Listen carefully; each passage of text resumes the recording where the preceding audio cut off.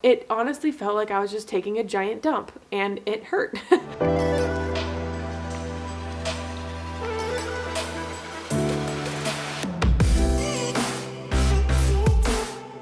Hey guys, welcome back to my channel. It's Maggie Rose back with another video. Today I'm gonna actually go through my labor and delivery story for you. I know that I just posted my birth vlog and a lot of you have seen that.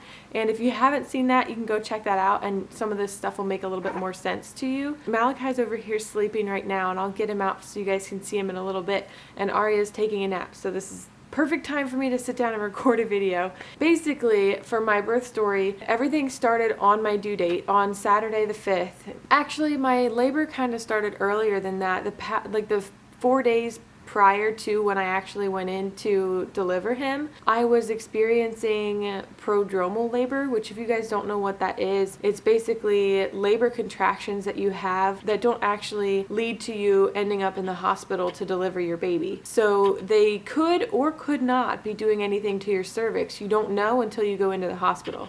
So I had been experiencing them for a couple of days, but I didn't go into the hospital because nothing ever came of them. Like they would start around 6 or 8 at night and then they would end between midnight and 2 a.m. And they weren't extremely painful. I could still talk through them. They just felt like mild period cramps. But my stomach would get really hard during those too. And then I would have additional Braxton Hicks in between these labor type contractions. So I didn't really know what was going on and I was getting very frustrated and very almost depressed because I was just so ready for him to be here and so tired of false labor, and I don't know, I was just getting very sick of it. So by the time my due date hit, I was just trying to forget about it. Like, I know that only about 5% of women actually give birth on their due date, and so Saturday, that was the day that I wasn't gonna have him. That's just what I had in my head because it was my due date. I just figured that it just wasn't gonna happen. So maybe that helped just kickstart something. I don't know. But we always go for a walk every morning, and on the weekends, like, Hunter comes with us. So we were getting Aria ready for a walk and I was putting on my sneakers and then I felt something and I was like, I don't think I peed myself, but it wasn't like a ton of water, so I was like, I don't know what just happened. So I went to the bathroom and there was probably like a quarter size wet spot in my underwear, and I was like, okay, this might be my water breaking, but I'm not sure. So I ended up calling my mom and telling her about it, and she said that she thought it was probably my water. We were like 99% sure because at that point we still went for our walk, and on our walk my water continued to break, and thankfully I had told Hunter to run and get me a pad from upstairs so I could wear a pad while we were walking just in case it would break more. And so by the time I got home, probably about half the pad was soaked with like water, I guess, my amniotic fluid. And then I decided to go ahead and call the doctor's office, and I wanted to labor at home as long as possible before I went into the hospital. A lot of you know that from my birth plan video. So I wanted to stay at home and I wanted my contractions to get longer, stronger, closer together at home first, but it didn't seem like anything was happening with my contractions. It just felt like those prodromal labor contractions that I had been feeling, but normally those would only happen at night, and these had started happening probably about 2 hours after my water started breaking. And when I called the doctor, she said that because of risk of infection, they like you to come in if your water breaks. They'd like you to come in between 4 to 6 hours after your water breaks, just so that they can monitor you and make sure that there's no start of any sort of infection. With that in mind, we decided to go ahead and go into the doctor's between noon and 1. And so my mom was already in town, which was really nice because she lives about 2 hours away. So she was able to come over to the house and meet us and then follow us to the hospital from there. And Hunter's parents were able to come over and pick up Aria in time for us to like still clean up some things at the house before we went into the hospital, and I was able to try to start labor at home. I closed all the curtains in the living room and I put on some like fall jazz music and tried to just like quiet everything down and let the contractions come. And they did start coming a little bit stronger, but still not painful, still just nothing that I would think that labor would even be. So I wasn't thinking that anything was starting. I was like 98% sure that they were gonna have to start me on Pitocin once we got to the hospital. We left around 1 and got to the hospital and got admitted and everything right around like 1:30. And so that's about when the doctor came in and she said that she was going to check, and she's like, we'll get it started. And I was kind of confused as to what that meant. I just assumed that she meant Pitocin or something, which she did mean that too, but I'll get to that in a minute. But she was doing a cervical check, but it felt like she was stripping my membranes, which is what I would think that stripping your membranes would feel like. But I did get my membranes swept at 39 weeks for my 39-week appointment, and that's kind of when all this prodromal labor started. But nothing ever came about it. And when they stripped my membranes at my 39-week appointment, it didn't hurt. So I was kind of like confused. I thought it was supposed to hurt. But when she was like checking me at the hospital, it felt like what everybody said a membrane sweep feels like, because that actually hurt. She said that she was going to fully break my water because my water was trickling, but it wasn't like fully broken yet.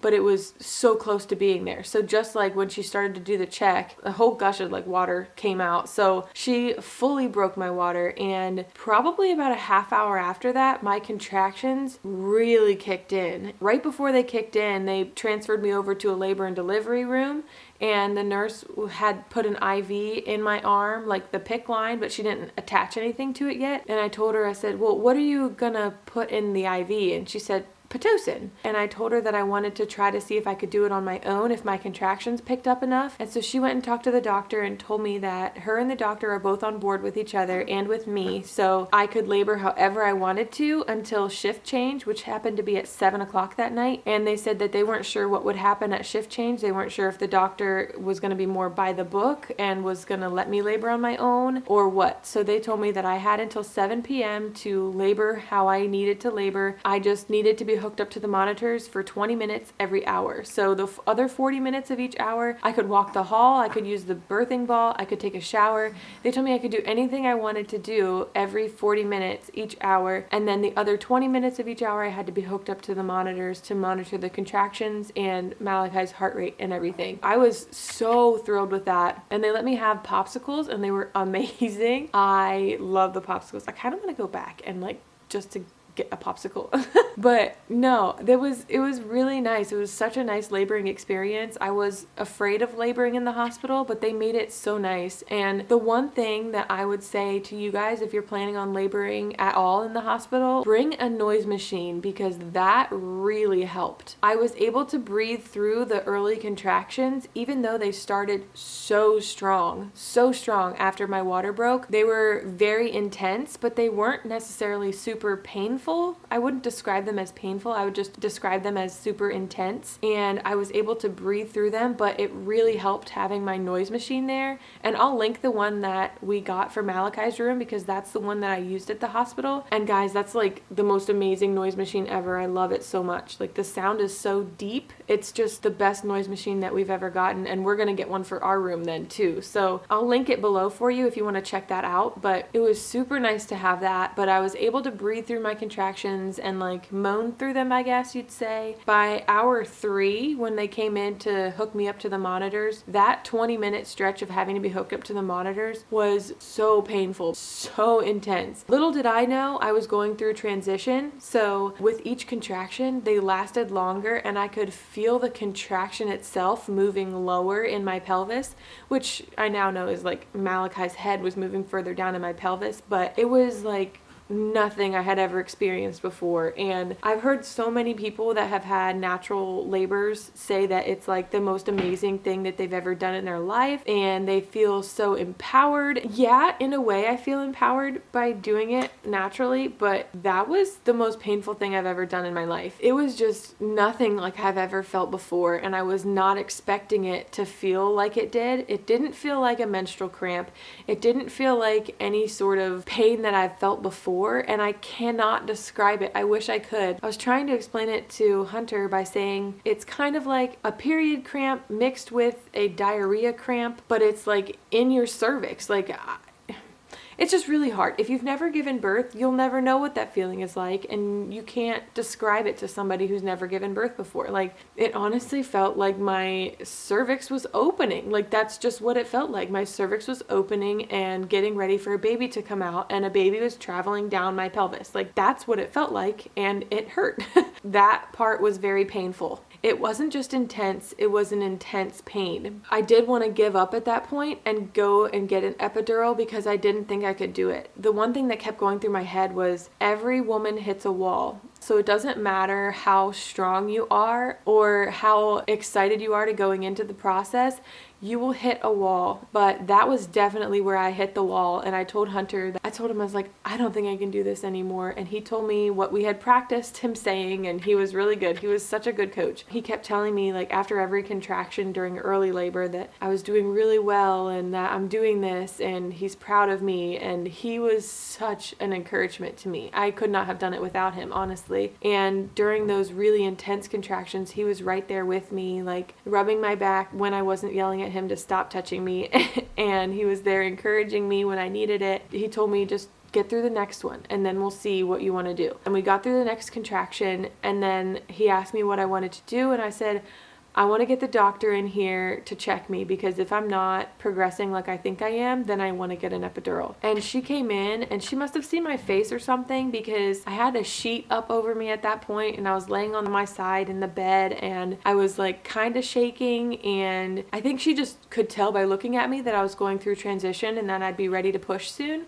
Because when she checked me and I was 7 centimeters, which I didn't think I was ready, like near ready to push yet. But she said, you're 7 centimeters and you're 90% effaced, so we're getting set up to push. And that made me like want to keep going, because at that point I knew that he would be here soon, because everything started happening. People started coming into the room, although I didn't really notice the people because I was just in like labor land. At one point she did check me again, and she said, you have a cervical lip. And I think that's when your cervix opening is like bigger on the one side, so they have to like push on it during a contraction to get it to move out of the way. And that was super painful too. But she did that, and with one contraction I went from 7 centimeters to fully dilated, and then I was ready to start pushing, and she let me push in whatever position I wanted to. I started pushing out on hands and knees just because that's where I was during the last 2 contractions that felt more comfortable, I guess. It was one push, and she was like stretching me out and stuff to make sure I wouldn't tear, but I thought he had come out in that first push, but that was just wishful thinking. I was pushing on my hands and knees for I think 2 contractions,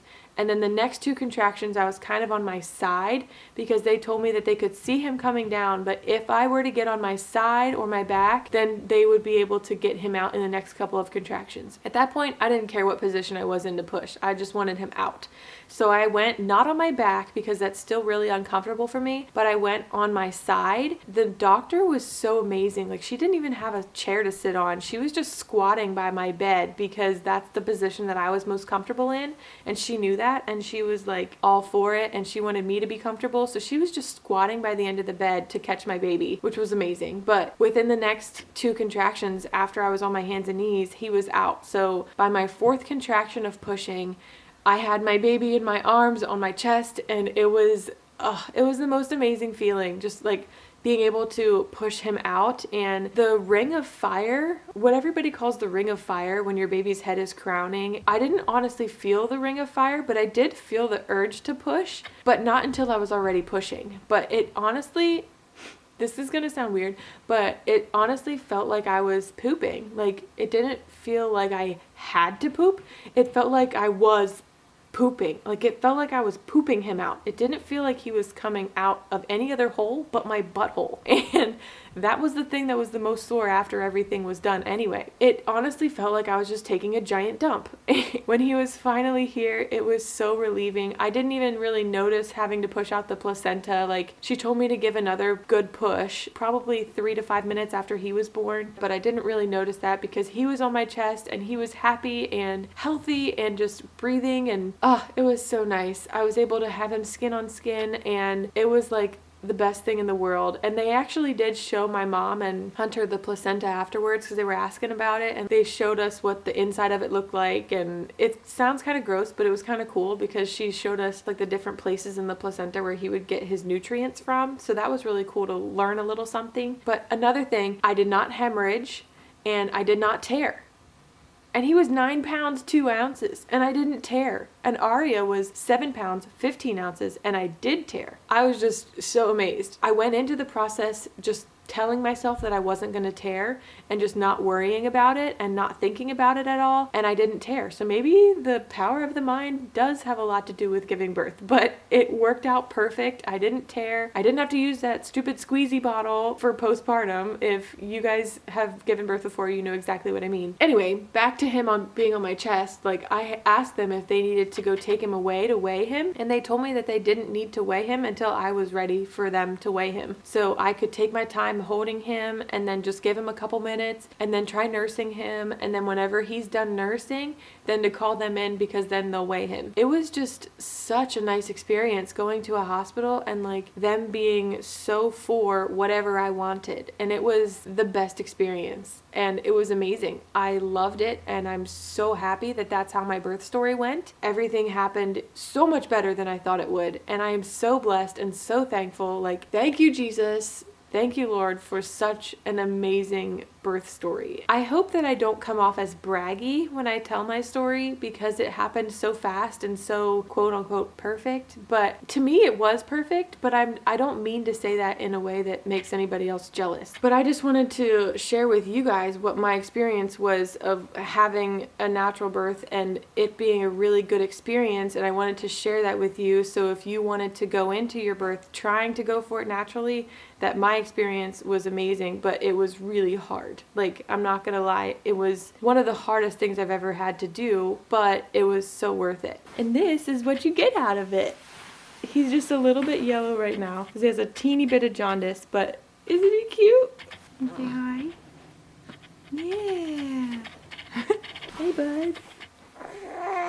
But I hope you guys liked hearing about my story, and I will be back in a little bit for my next video to show you guys how we are doing postpartum and how he has been doing for us. So I'll see you guys soon for another video. But thank you for watching this one. Keep smiling, keep finding the joy.